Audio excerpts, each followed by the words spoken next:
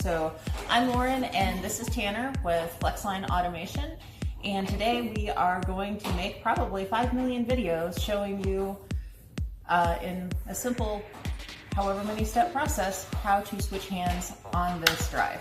So Tanner, while I'm shutting the door, if you will start taking the motor off, we're going to do that first.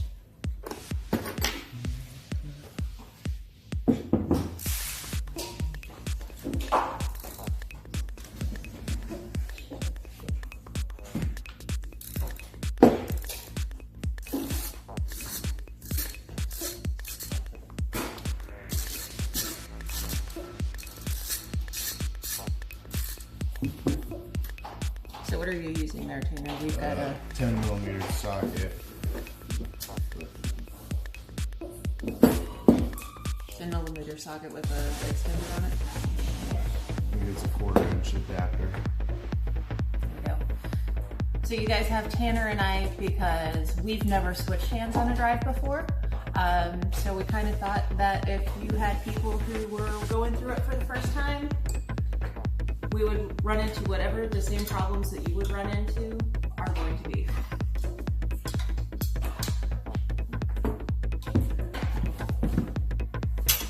Now this is a 6mm? Yes. Looks like a 6mm Allen wrench. And we will put a list of all of the tools that we're going to need or that we wind up using down below. Ah, wonderful. Now joining us, we're going to have my dad, Rhett, who has done this before, here, so that we get some good technical guidance.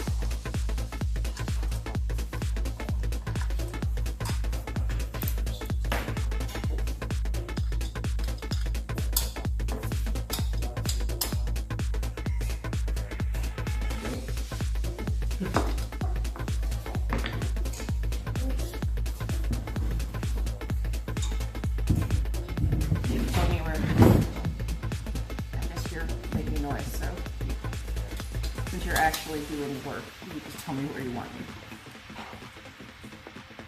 Now obviously if you did not have to take the drive off of your, or I guess the gear motor off of your drive, you can skip this step.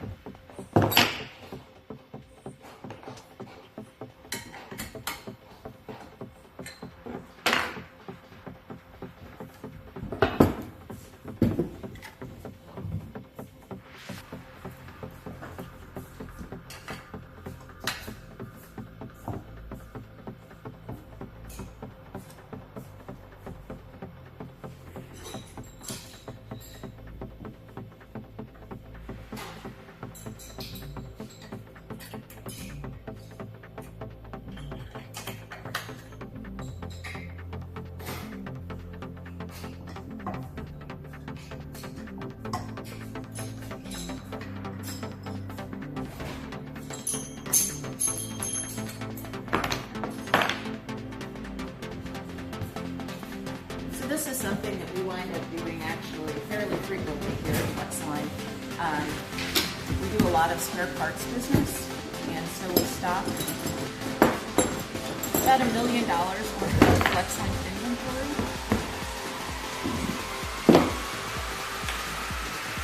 And with that, sometimes whenever we have customer orders, we do have to take apart the drive, switch hands, or take components off of them to make spare parts kits. So I'll set this off to the side for us, Tanner.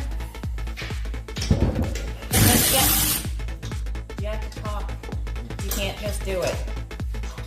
Tell them what I'm doing. This is my dad, Rhett, and this is his first time either making or watching a YouTube video, obviously.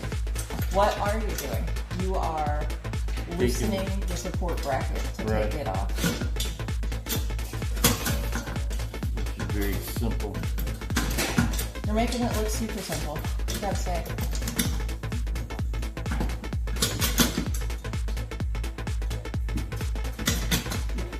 Maybe you want to take those 2 bolts all the way up? It doesn't.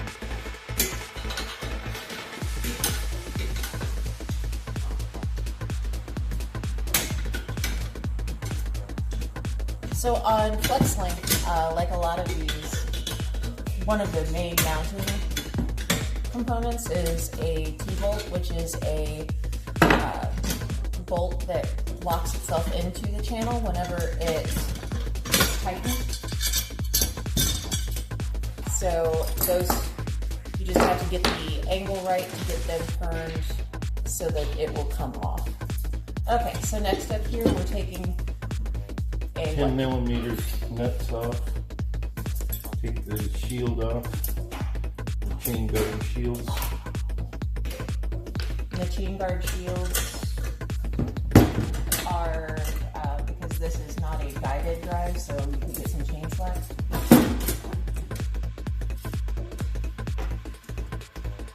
You let Tanner do some. Tanner is here to learn how to do this as well.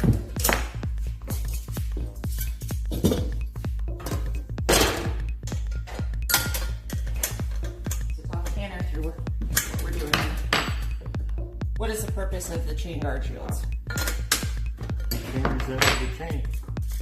Because as the conveyor runs, the chain is going to naturally stretch. Very sag.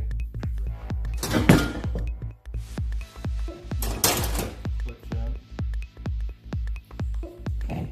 Next step, taking the clutch out.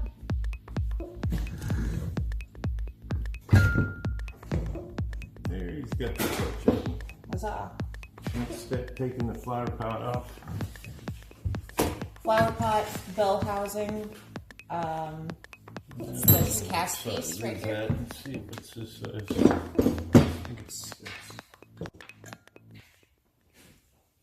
Too big, more, It's yeah. like before. Just eyeballing it. Too small. 5? Yeah, that's fine.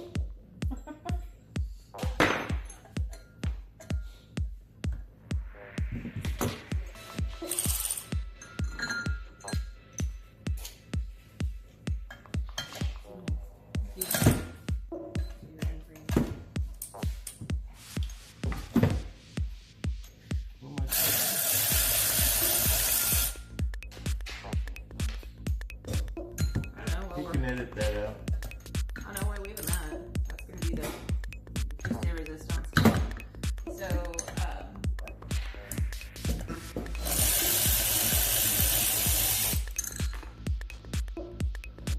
When he's doing that, he'll take the side plate off. can you get the side plate out?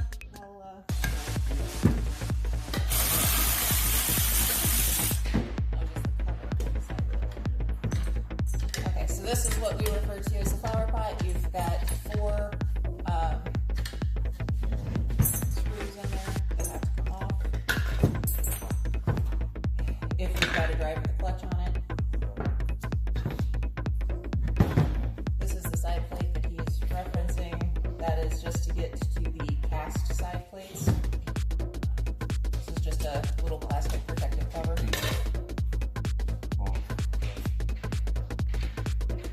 What are these? Key and the retaining ring. Get it out.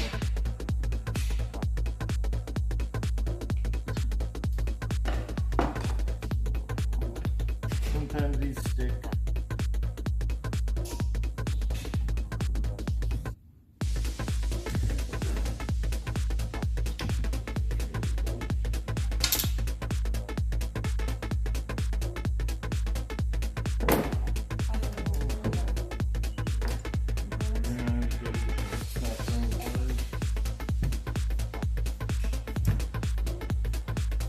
Sometimes I think that is supposed to be 25, as I was just looking at the breakdown.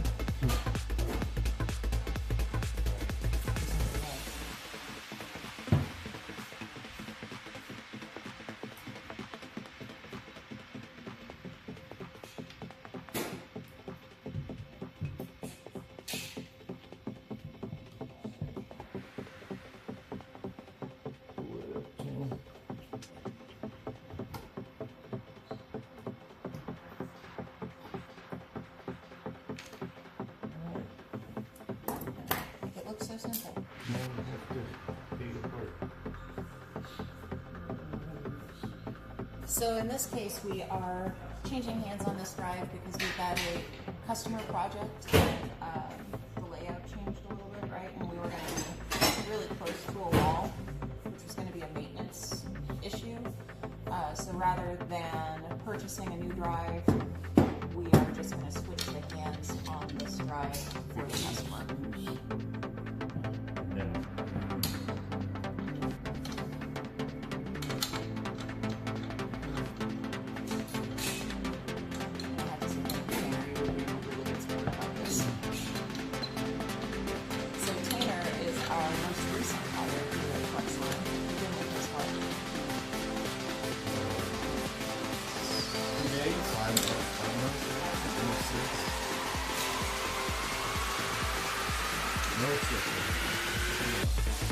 So if you came and saw us at Pack Expo, he came and was working the booth, the trade show with us there.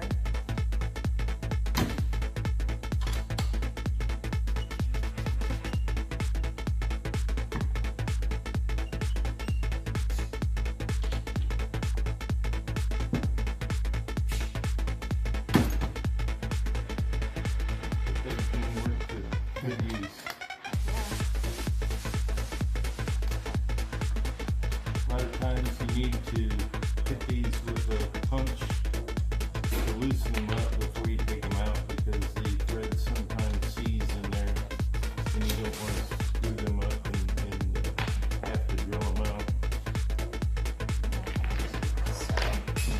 Take it apart.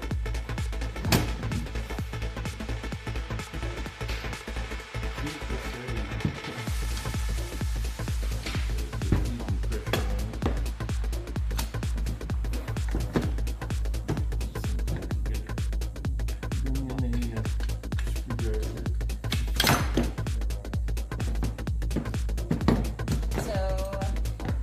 Side plate, and these little plastic bits are a guide kit, as are these on FlexLink components, or FlexLink drives.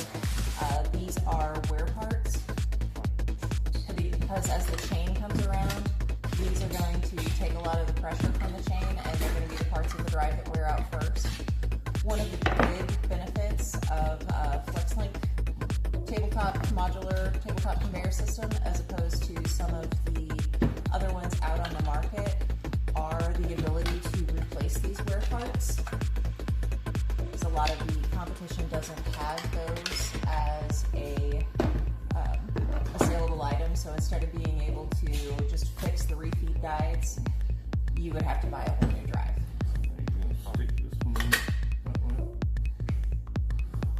So what I was talking about, the glories of refeed guide kits, we just took it apart and literally flipped it over.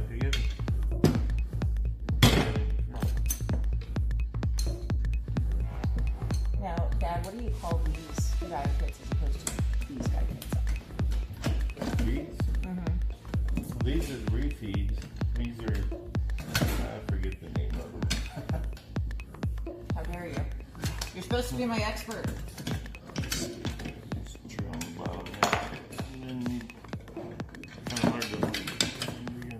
Plastic seat that's on the back of the drive, that's what I generally call them. Put it in this track and then I'll push it outside.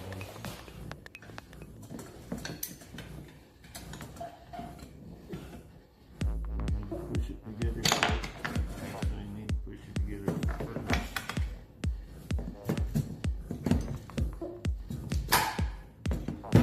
So that'll hold this together when you assemble.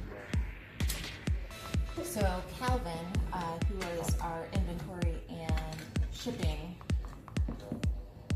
basically the entirety of the department, and is the one who keeps everything in line out here in the shop, he's the one who usually will do hand changes or take apart a drive to be able to make like a spare parts kit or something if somebody's down and we need to get one out in an emergency.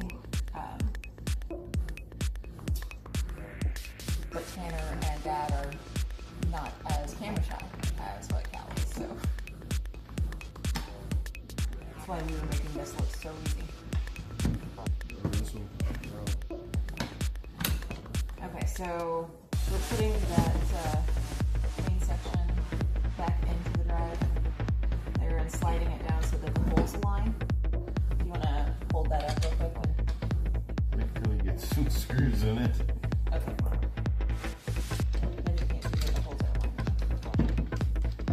I'm gonna leave one open.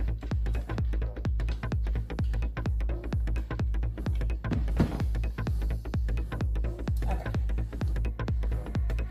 So you can see here, you've got holes in here that are aligning with these round tube spacers, basically. You want to line those up to be able to put the screws back in. Advantages of that. Wrong side anyways.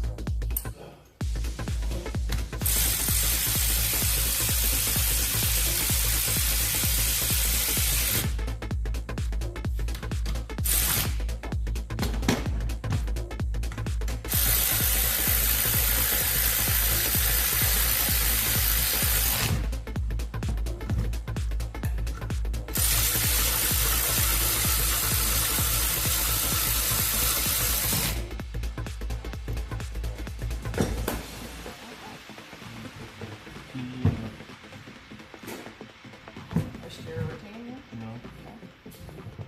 That's the last thing that you took off. This was a test. Yep.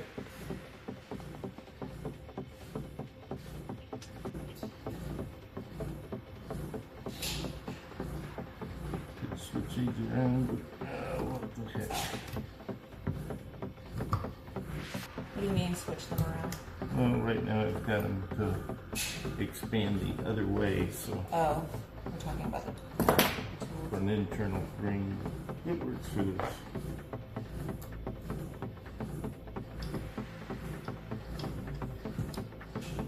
I need to get the flower pot.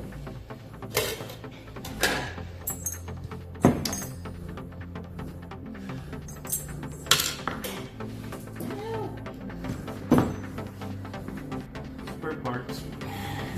We don't need that. That's not an important or remotely crucial portion of the drive.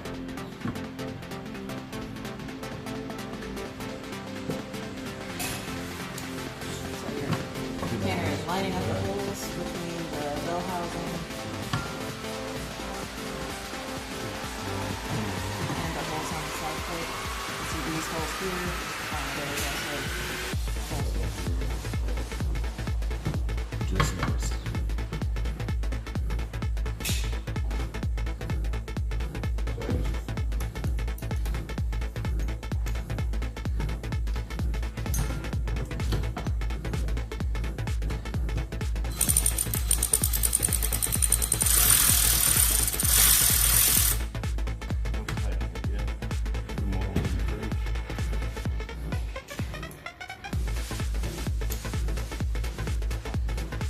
If you need to adjust it, you can.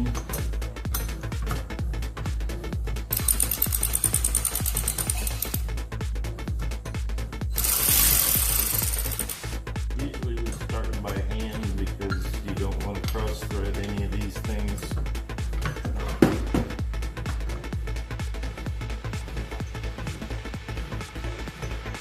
Which is why I picked the tallest and most awkward table to video this from, so that we could easily do things like starting them back again.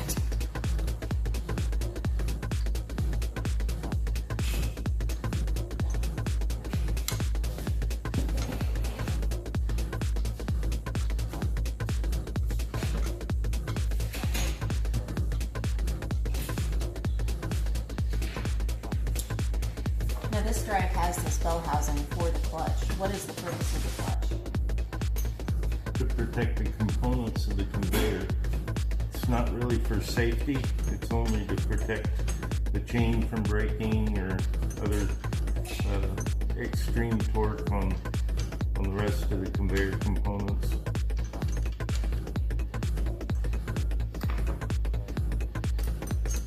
And we have options both with clutch and without. Yeah.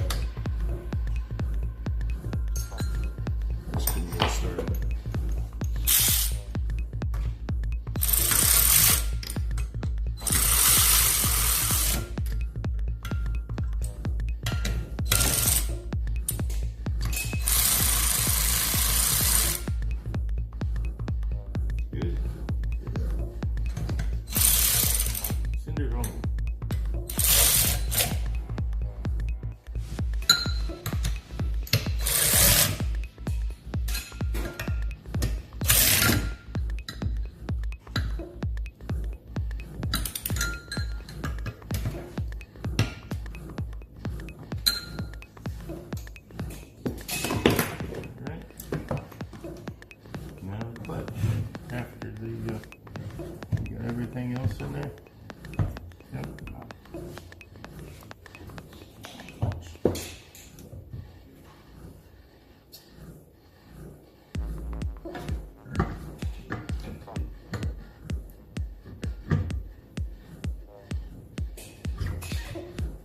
How do you determine on whether or not you're going to use a drive with a clutch versus one that is a direct drive that wouldn't have a clutch?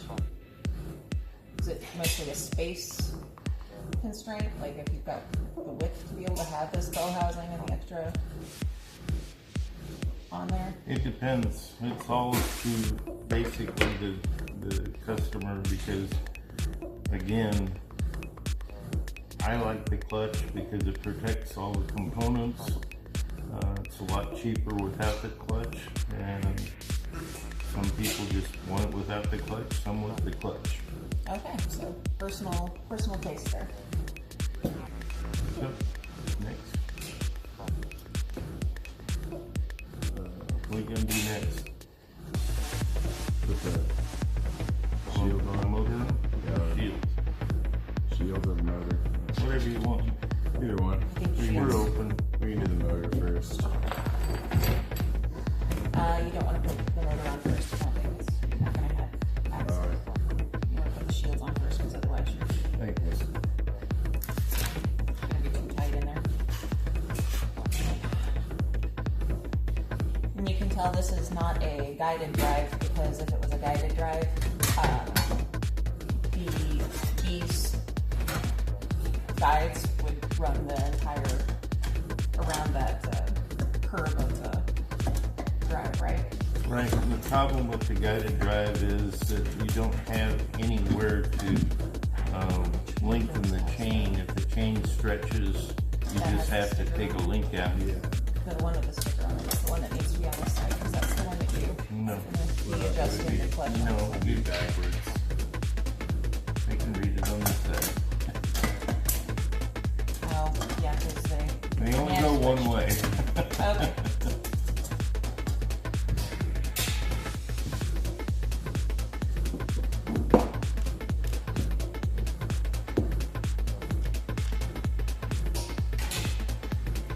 Oh, thank you. Okay. What I wanted. So you use guided drives whenever you are like having a wedge conveyor or something like that, and that's pretty much the only time you need to use a guided drive, right? And you can actually do it without a wedge. I mean, you can use them on a wedge too, depending on how you design it. But they aren't as popular because otherwise we have in the past made some chain take-up sections and different things to tighten it after it's assembled, but typically, you know what we forgot?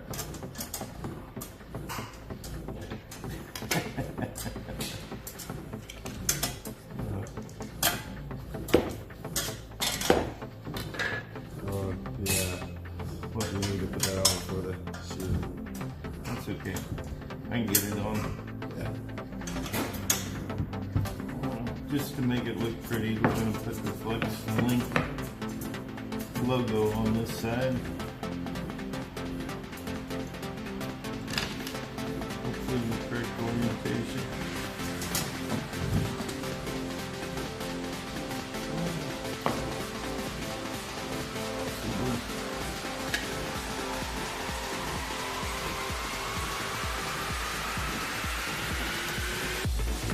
And that just snaps in.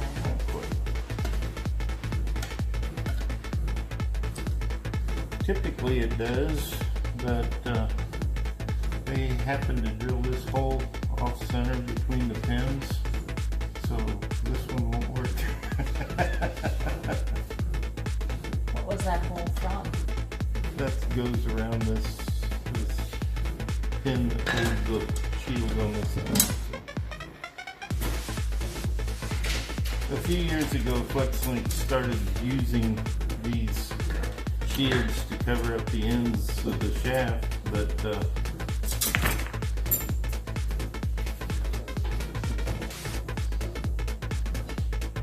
Over there. good run. It was. Let me see. They don't really do anything, but they do just cover up the end of the shaft.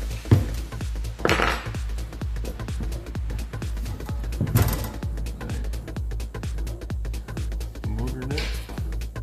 What do you want to do?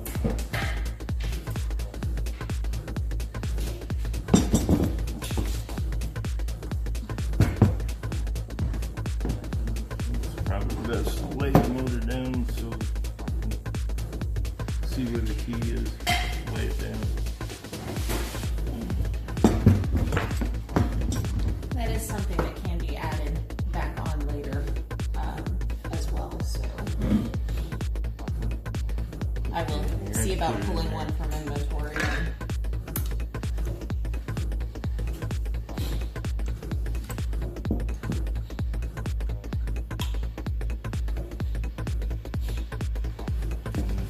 Spin this around so that you can see where it is when you try to lift this and put the shaft on it.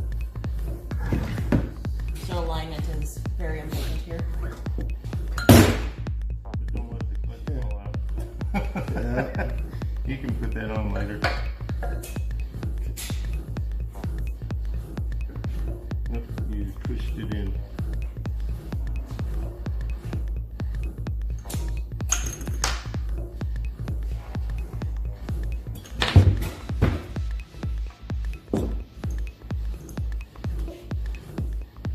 Did this fall out? No, You sure? yeah, because that goes on the end of the shaft. So it fell out the other side.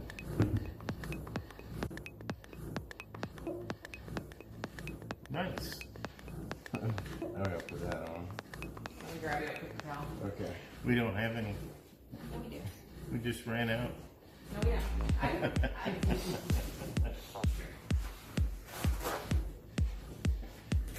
Yeah. So this goes on. Back side.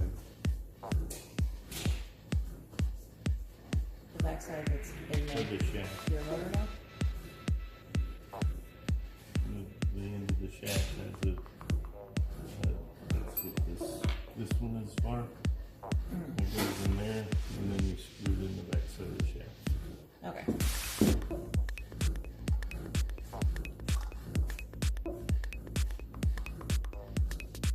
So now you're aligning.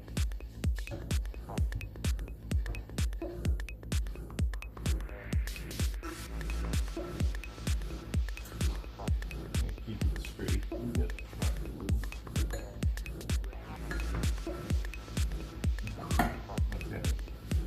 And then spin it.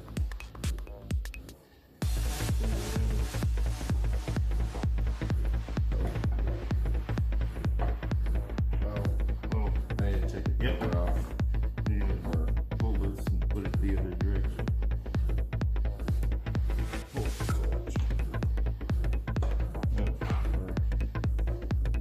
You have to move this plate, flip it. Yeah, you gotta pull the clutch. It's okay, we're gonna be really good at that. We forgot, when you flip Keys. these things over to the other side, you also have to move this plate, flip it over, so not a big deal.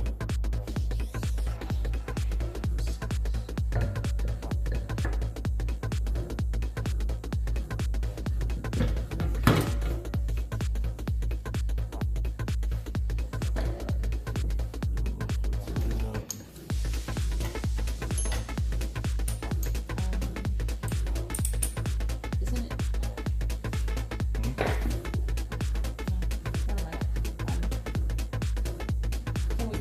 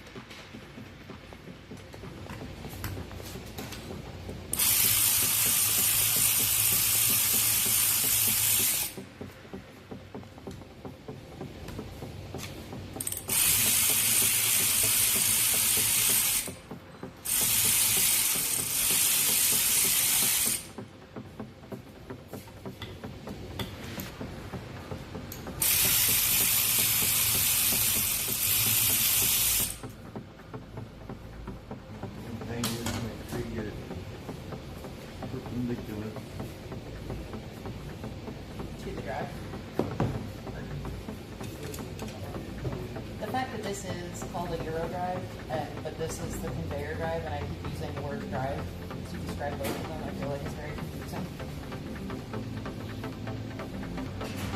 Yeah, I don't know what you're talking about.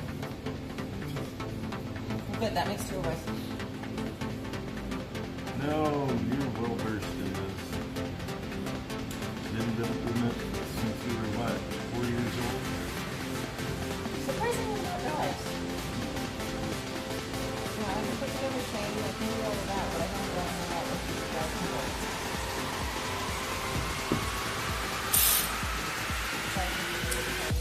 Have a clutch on everything in case somebody puts a finger in it. It's really not the reason for the clutch, but it works that way.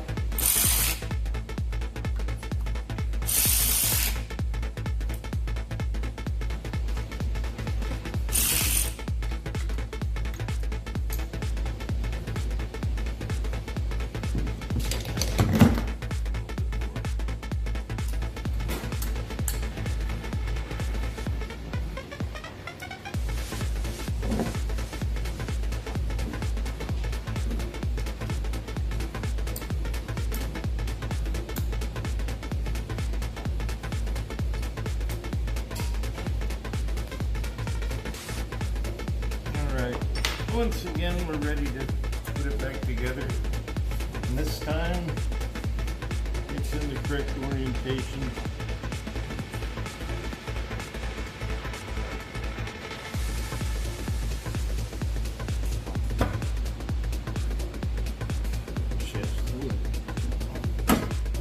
Voila!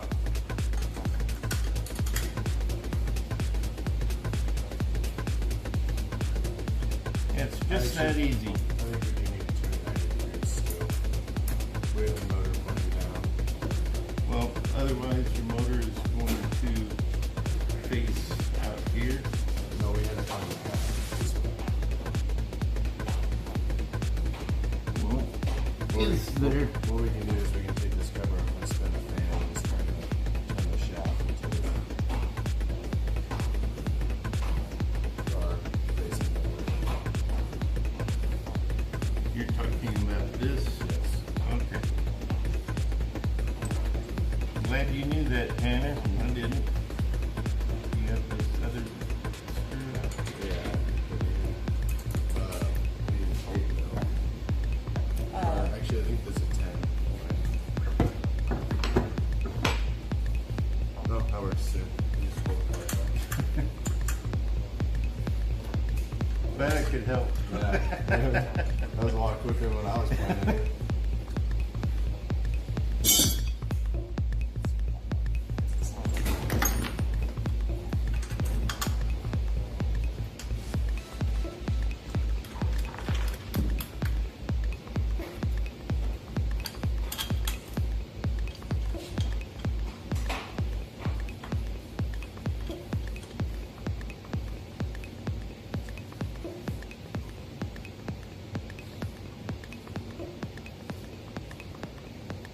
Needs to be tight. Sometimes you just have to leave it a little bit loose so you can wiggle it.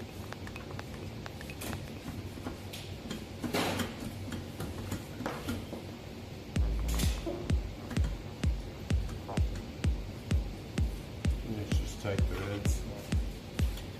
That's a 6. There you go.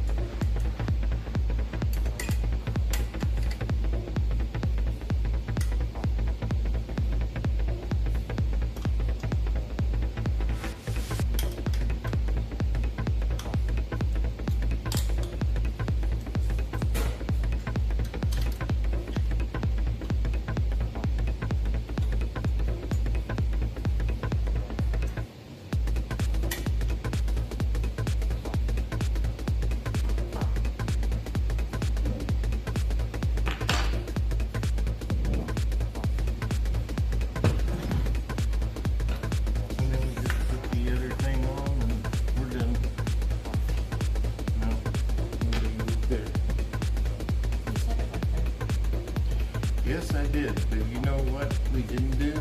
What? We didn't turn the shaft around the other direction. Take the sprocket off, turn the shaft. Why would you do that? Why do you need to turn the shaft? This, because it's only threaded on one end. We turned it around. Scratch that. Say, It's like, Here, it's trying to freak you out. did I make a whole step? I don't recall us actually calling out that we did that. I think it just kind of magically happened whenever it fell out of the.